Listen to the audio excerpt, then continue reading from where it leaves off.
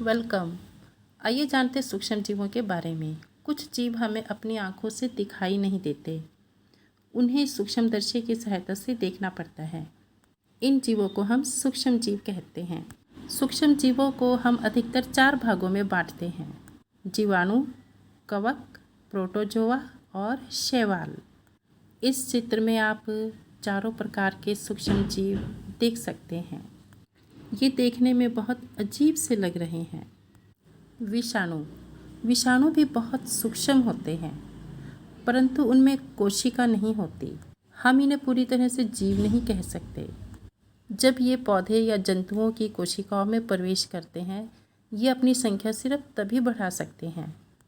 जुकाम, इन्फ्लुएंजा, खांसी, पोलियो और खसरा, ये बीमारियां वायरस से होती हैं, अर्थात विषाणु से होती हैं। अतिसार और मलेरिया प्रोटोजोआ से होते हैं, जबकि टाइफाइड एवं क्षय रोग, जिसे हम टीबी कहते हैं, वह जीवाणु से होती है। आइए जानते हैं सूक्ष्म जीव कहाँ रहते हैं। सूक्ष्म जीव तकरीबन हर जगह मिलते हैं। बर्फीले स्थानों पर, बहुत ही गर्म स्थानों पर, मरुस्थल में और दलदल में भी पाए जाते हैं। ये मनुष्य, पौधों, जंतुओं सबके अंदर पाए जाते हैं। सूक्ष्म जीव हमारे लिए लाभदायक भी होते हैं और हानिकारक भी होते हैं। तो पहले जानते हैं लाभदायक सूक्ष्म जीवों के बारे में, जिन्हें हम मित्रवत सूक्ष्म जीव भी कहते हैं। फलों और सब्जियों के छिलकों का अपघटन करके ये सूक्ष्म जीव पर्यावरण को स्वच्छ रखते हैं। कुछ जीवाणुओं का उपयोग औषधियाँ बनाने में भी काम आता है।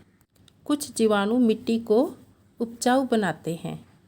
जो हम दही खाते हैं, दही में भी अनेक प्रकार के सूक्ष्म जीव पाए जाते हैं, जिनमें से लैक्टोबैसिलस नामक जीवाणु प्रमुख है।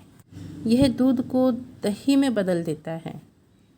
तो हम जो दही खाते हैं, हम सूक्ष्म जीव खाते हैं। यदि मैदा के अंदर हम यीस्ट मिलाकर गूंद दें, तो थोड़ी देर के बाद मैदा का आयतन बढ़ जाता है, क्योंकि यीस्ट उसमें जनन करते हैं और कार्बन डाइऑक्साइड गैस छोड़ते हैं। कुछ जीवाणु और नीले हरे शैवाल वायुमंडल की नाइट्रोजन का स्थिरीकरण करते हैं और इस प्रकार मिट्टी में नाइट्रोजन की बढ़ोतरी होती है, जिससे मिट्टी की उपजाऊ शक्ति बढ़ती है। कुछ सूक्ष्म जीव टीका बनाने के भी काम आते हैं। यदि मृत अथवा निष्क्रिय सूक्ष्म जीवों को स्वस्थ व्यक्ति के शरीर में डाल दिया जाए, तो शरीर की कोशिकाएं उसी के अनुसार लड़ने के प्रतिरक्षी उत्पन्न करके रोग कारक को नष्ट कर देती हैं।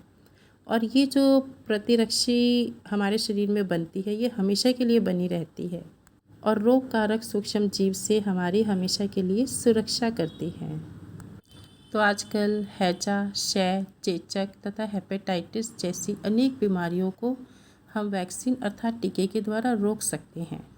तो ये थे सूक्ष्म जीवों के कुछ लाभ। Thank you.